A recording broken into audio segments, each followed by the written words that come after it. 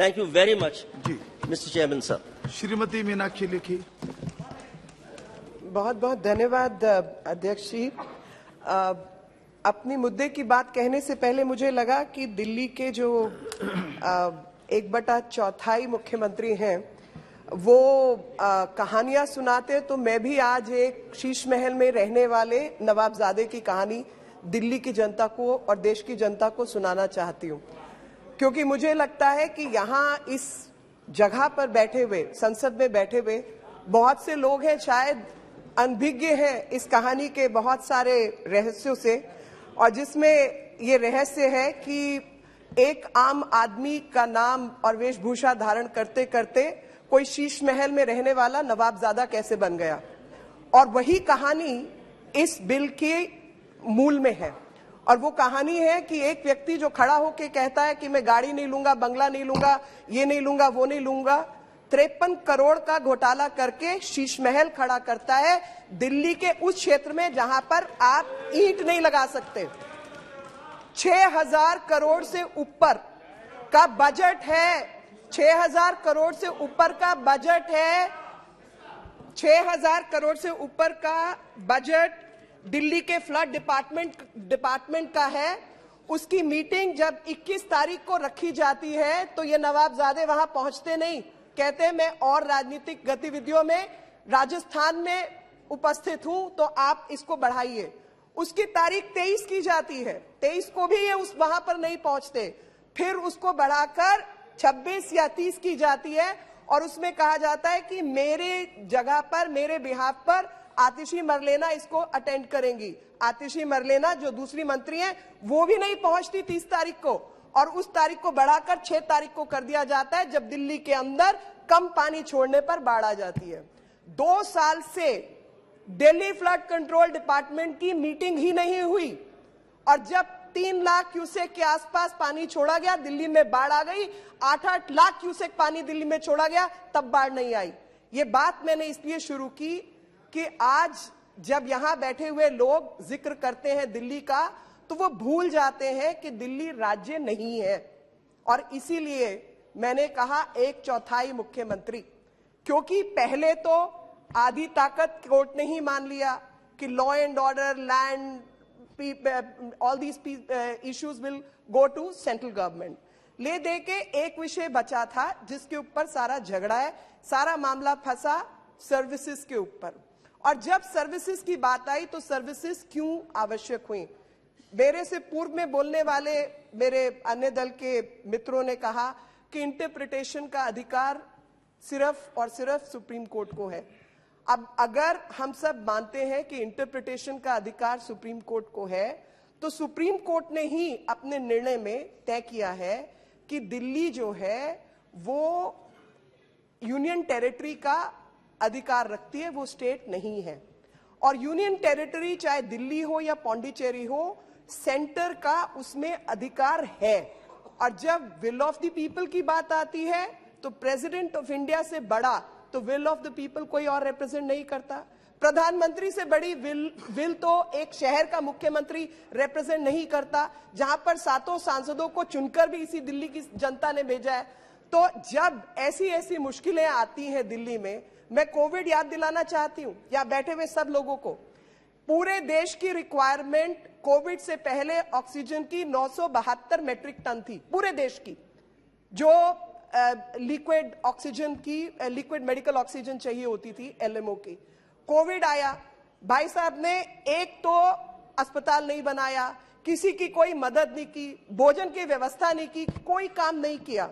और ले देकर, क्योंकि दिल्ली कैपिटल सिटी है, पूरा देश और अंतरराष्ट्रीय व्यवस्थाओं की निगाह यहां लगी रहती है, तो केंद्र सरकार को कूदना ही पड़ेगा। आप कैसे कह सकते हैं कि भाई सांसद काम नहीं करेंगे? सांसद बेचारे इंटरवीन नहीं कर सकते, लेकिन उनके ऊपर रिस्पॉन्सिबिलिटी निश्चित की जाती है। जब रिस्पॉन्सिबिलिटी निश्चित की जाती है तो केंद्र सरकार ने सुप्रीम कोर्ट में कहा कि भाई 972 मेट्रिक टन दिल्ली के लिए बहुत अधिक है, हम इतनी सिर्फ दिल्ली को नहीं दे सकते, पूर्वोत्तर के राज्यों से जहां पर आयरन एंड स्टील मैन्युफैक्चरिंग होती है, वहां से ऑक्सीजन को काट करके लाना दिल्ली। और आप अंदाजा लगाइए कि केंद्र सरकार ने क्या कुछ नहीं किया। क्रायोजेनिक टैंकर्स, हवाई जहाज, ट्रेन, सब कुछ लगाकर ऑक्सीजन लेकर आए और लाकर दिल्ली के बॉर्डर पे ऑक्सीजन खड़ी कर दी। बोला जी बताइए कहां भेजनी है, तो उसकी अव्यवस्था थी, इनको पता नहीं था कहां भेजनी है। और जो प्राइवेट अस्पतालों की अपनी व्यवस्था थी ऑक्सीजन लाने की, खरीदने की, उसको तहस नहस करके इन्होंने सरकारी अस्पतालों में वहां पर भेज दिया जहां पर कोई व्यवस्था खड़ी नहीं की थी। दिल्ली के अंदर जब मेडिकल चीजों की व्यवस्था की बात आती है तो एम्स केंद्र सरकार चलाती है, सफदरजंग केंद्र सरकार चलाती है, लेडी हार्डिंग, लेडी इरविन सब केंद्र सरकार चलाती है। कई लाख करोड़ रुपए का खर्चा केंद्र सरकार करती है, अर्बन डेवलपमेंट मंत्रालय करता है। जब इनको कहा गया G20 है, सड़कें ठीक कर लो, तो कहते हैं हम पैसे नहीं देंगे। 700 करोड़ रुपया रोड ट्रांसपोर्ट मंत्रालय ने दिल्ली को दिया है। तो अब आप पूछते हैं कि दिल्ली के अंदर केंद्र का हस्तक्षेप कैसे? दिल्ली के अंदर केंद्र के हस्तक्षेप के बिना दिल्ली चल ही नहीं सकती, क्योंकि शीश महल में रहने वाले नवाबजादे ने 13,500 करोड़ रुपया सिर्फ होर्डिंग पोस्टर के ऊपर खर्च करना तय किया है। और इसलिए यह बिल लाना पड़ा, और यह बिल लाना पड़ा क्योंकि दिल्ली की जनता जवाब हमसे मांगती है। आप जैसों के घर में जब पानी भर जाता है तो आप भी एनडीएमसी को फोन लगाते हैं, दिल्ली सरकार को फोन नहीं लगाते। 70,000 करोड़ का घोटाला जल बोर्ड में होता है तो उसकी जवाबदेही किसी की नहीं होगी। इस एक्ट के, इस बिल के मूल में जो भावना है वो भावना यही है कि एक व्यक्ति, सबने जिम्मेवारियों की और तमाम चीजों की बात की, एक व्यक्ति नवाबजादा बन गया है आम आदमी कहते कहते, और वो भूल गया है कि चुने हुए नेता, चाहे कॉरपोरेटर हो, चाहे लेजिस्लेटिव असेंबली से एमएलए हो, चाहे एमपीज हो, सबकी जवाबदेही अपने लोकतंत्र में बैठे हुए व्यक्ति के प्रति है।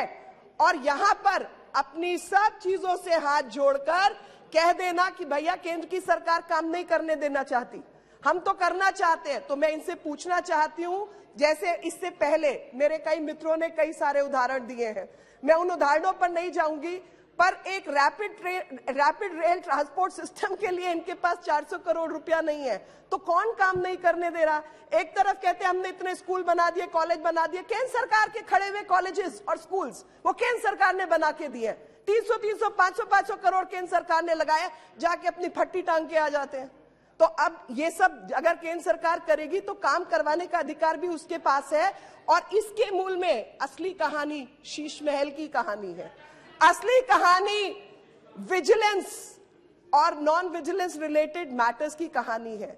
असली कहानी है कि बिना, आप बताइए, मुझे नहीं मालूम, सबको बहुत एक्सपीरियंस है, वैसे राज्य सरकारें चलाई हैं, और जब ये लोग मोरालिटी की बात करते हैं तो मैं याद दिलाना चाहती हूं कि 90 बार 356 को इस्तेमाल करके चुनी हुई राज्य सरकारों को जिन लोगों ने डिसमिस किया, वो कॉन्स्टिट्यूशनल मोरालिटी की बात ना करें तो बेहतर है।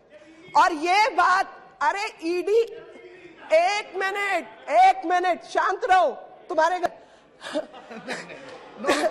नहीं, नहीं, अरे मजाक की बात है, मजाक की बात। एक मिनट,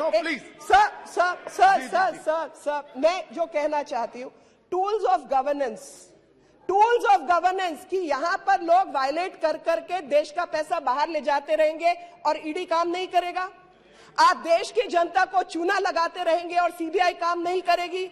आप गुंडागर्दी करते रहेंगे। दिल्ली के अंदर अगर डोनाल्ड ट्रंप जैसा व्यक्ति आता है तो राइट्स करेंगे और पुलिस काम नहीं करेगी। क्या ऐसी व्यवस्था आप चाहते हैं? अल्टीमेटली ये सब टूल्स ऑफ गवर्नेंस हैं, और टूल्स ऑफ गुड गवर्नेंस अगर इस्तेमाल नहीं होते, इसका मतलब आप भ्रष्टाचारी हैं, क्योंकि ये टूल्स आप नहीं इस्तेमाल कर रहे। और आज जब दिल्ली की बात आती है, जब इस पर्टिकुलर इनैक्टमेंट की बात आती है, तो मैं इस इनैक्टमेंट में एक चीज याद दिलाना चाह रही हूं, क्योंकि मैंने कहानी शुरू की थी शीश महल में रहने वाले नवाबजादे की। तो शीश महल में रहने वाले नवाबजादे कहा कि 370 पेज मेरे पास है शीला दीक्षित जी के खिलाफ, जिन्होंने भ्रष्टाचार किया है, और जब वो खुद मुख्यमंत्री बने तो वो 370 पेज तो खो गए।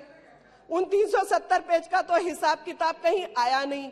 और आज विडंबना देखिए, उन्हीं के हाथ पैर जोड़े जा रहे हैं, उन्हीं के साथ अलायंस की जा रही है, उन्हीं के साथ गठबंधन किया जा रहा है, ताकि भ्रष्टाचार को कैसे रोकने की बजाय कैसे बढ़ावा मिलता रहे और कानूनी व्यवस्था। और जैसे मैंने पहले कहा कि कोई बीमारी होती है तो थोड़ा लाचार कर देती है, पर लाइलाज तो नहीं होती। इसी तरीके से संविधान के अंदर लाइलाज कुछ भी नहीं है। अगर बीमारी पैदा होगी तो उसका इलाज भी होगा। और खास तौर पे दिल्ली के अंदर जिन्होंने डेंगू की बीमारी फैलाने का काम किया, कोरोना की बीमारी फैलाने का काम किया, काम नहीं करने का काम किया, इलाज तो होगा ना उसका भी। और ये उसी का इलाज है। आप अंदाजा लगाइए, मैं बाढ़ की बात बार बार लेके आ रही हूं। बाढ़ की बात में 6,500 करोड़ रुपया फ्लड डिपार्टमेंट का खर्च हो जाता है। 250-260 लोग उसमें काम करते हैं। और जब बात की जाती है तो हरियाणा ने नहीं किया, उसके बीच पंजाब आता नहीं, हिमाचल ने काम नहीं किया, बाकी सबने काम नहीं किया। ये बहुत खास है, इन्होंने काम किया। और फाइनली जब उसमें मिलिट्री को एंगेज करना पड़ता है, आर्मी को लाना पड़ता है, आर्मी के गोताखोर लगते हैं, तो लास्ट लाइन पहले होता है 20 घंटे लगातार काम करने के बाद में आज वो बराज के गेट खुले और वो बराज के गेटों से सक्शन पंप लगा के, कंप्रेसर लगा के हमने सिल्ट को हटाया। तो भाई सिल्ट कलेक्ट कैसे हुई जब 6,500 खर्च हो गया, ये तो समझा दो। और मिलिट्री के गोताखारों को बाद में धन्यवाद। आप 20 घंटे ऐसे पढ़ के लगता है कि जैसे 20 घंटे यही गोता लगा रहे थे पानी में। तो यही कारण है कि इस एक्ट को लाना पड़ा। और सर्विसेज में जब लेके आए तो सर्विसेज में लाने के पीछे, हाँ मैं इससे पहले अपने मेरे कुछ मित्रों ने कहा है, मैं उसका जवाब देना चाहती हूँ। इन्होंने कहा कि ये टारगेटेड लेजिस्लेशन है, मिलिशियस लेजिस्लेशन है। तो जिन्होंने ये दो शब्द यूज किए हैं, टारगेटेड और मिलिशियस, मैं उनको बताना चाहती हूँ कि ये पर्पसफुल लेजिस्लेशन है। और वो भी एक कॉन्सेप्ट होता है लेजिस्लेशन को बनाते हुए कि for achieving the purpose. And what is the purpose? The purpose is to strike a balance between domestic politics or domestic needs and national needs, because Delhi is a capital city where balance needs to be kept between the local as well as national and international requirements, because we are a capital city. So it is a purposeful legislation to achieve the balance between two methods of governance. The second aspect has been that throughout there have been misstatements by lawyers, by practicing lawyers, by repeatedly saying that India is a federal structure, federal structure, federal structure. Either they have not read or they are misleading. I will go by the second, that they are misleading, misstating and misquoting. India is a quasi-federal structure, which is what Constitution demarcates. India is not federal.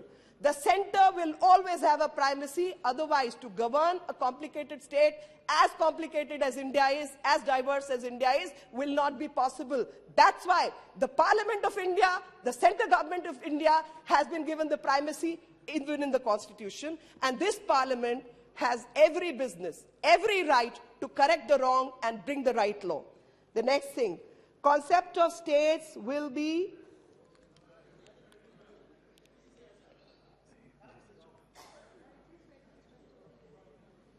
power and responsibility. I'm purposely addressing what the argument have come from the other side. So power and responsibility. I would say if a person, by whichever method, has come to power and becomes irresponsible, will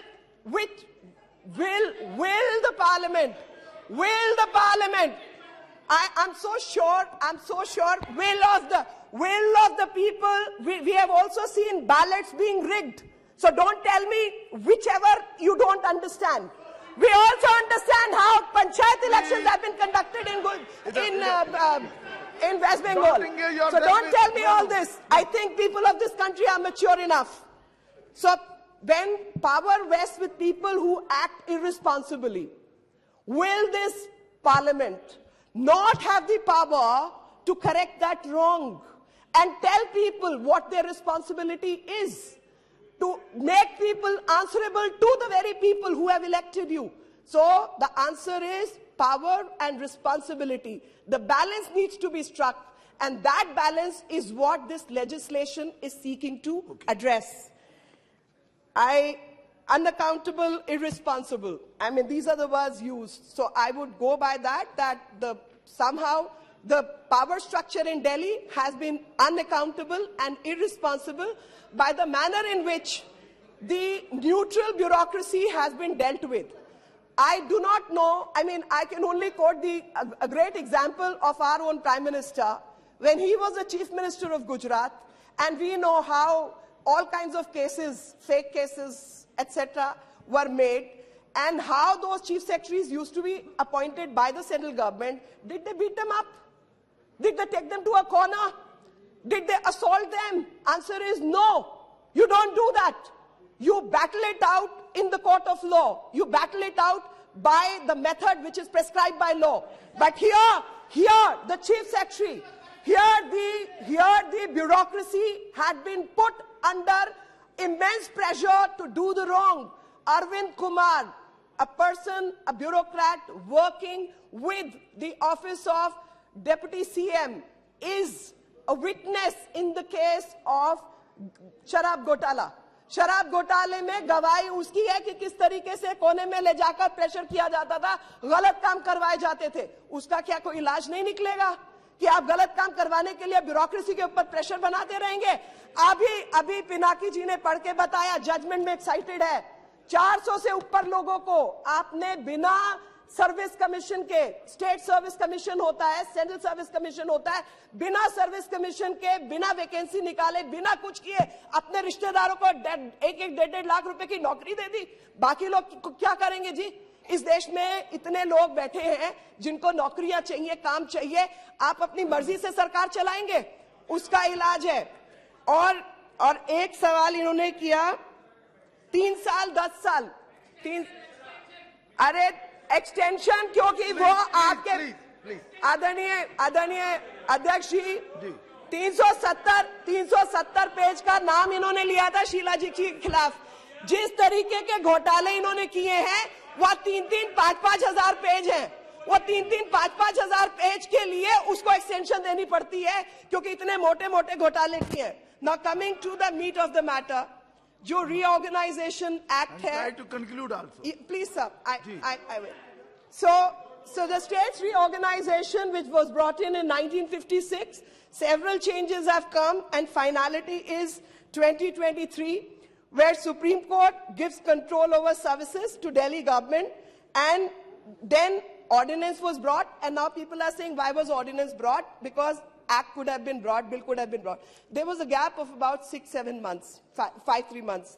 So my point is, within less than 24 hours, when the Sheesh Mahal Ghotala was being investigated by the Vigilance Department, that not just that officer, 70-80 officers were transferred overnight. Now these are the officers which were investigating the scam.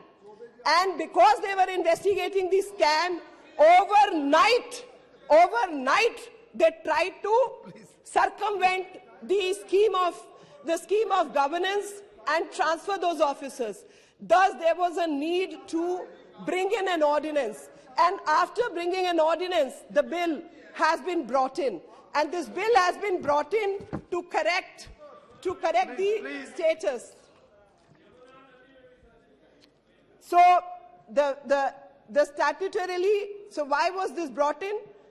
This bill has been brought in to statutorily balance the interest of nation with the interest of Union Territory of Delhi in administration of the capital by giving purposeful meaning to the manifestation of democratic will of the people reposed both in the central government as well as GNCTD, that is National Capital Territory region of Delhi.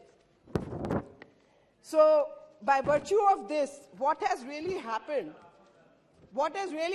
is that a particular body, National Capital Civil Services Authority, has been established. And this National Capital Civil Services Authority will have 3 members. Chief Minister, who is not just the Chief Minister, but also the presiding officer of this committee, of this authority.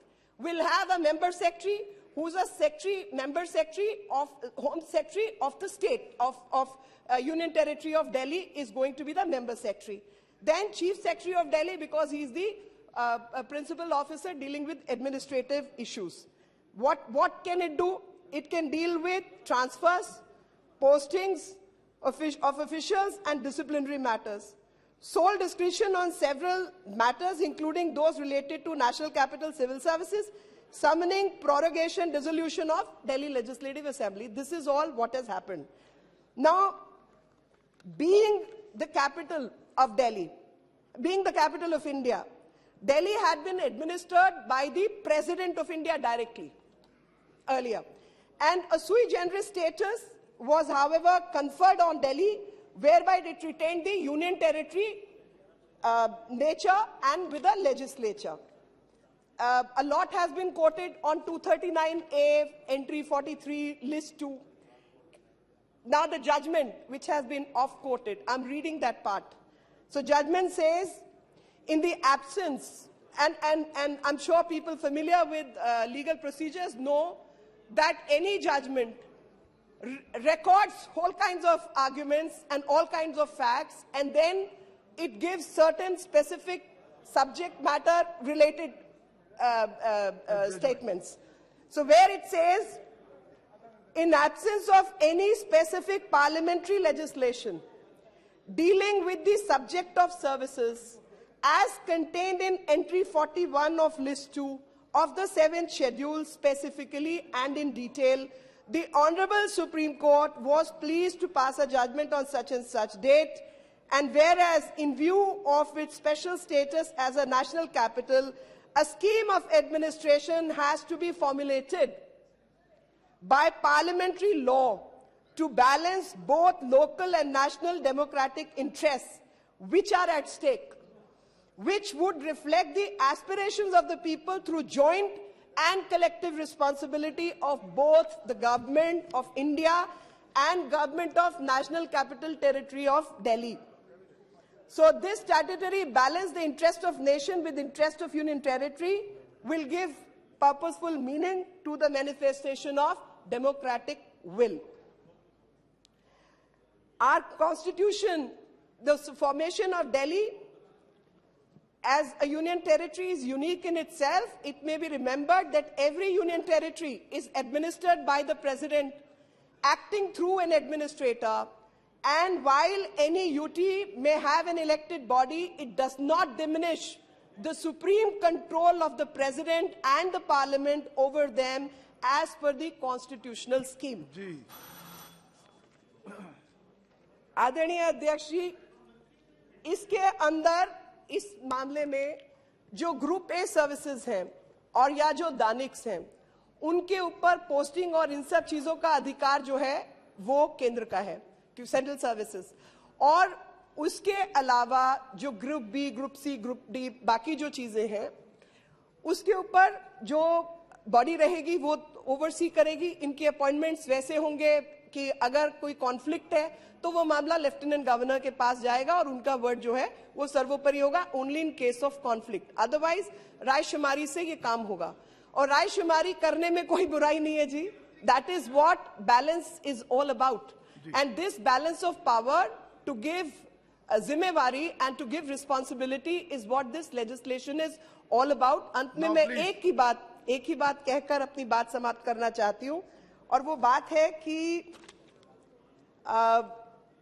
जिस तरीके से इन्होंने ये तमाम चीजें की हैं, miss administration, miss governance, तो ऐसे में अगर केंद्र में नरेंद्र मोदी जी की सरकार है और जिनको इन्होंने चौकीदार का नाम दिया था, तो जो चौकीदार की सरकार है वो चौकीदार तो चौकीदारी पूरी करेंगे और नवाब को भी जवाब तो देना ही पड़ेगा और जिम्मेवारी से बच नहीं सकते। Thank you. Shri Ranjit Reddy ji.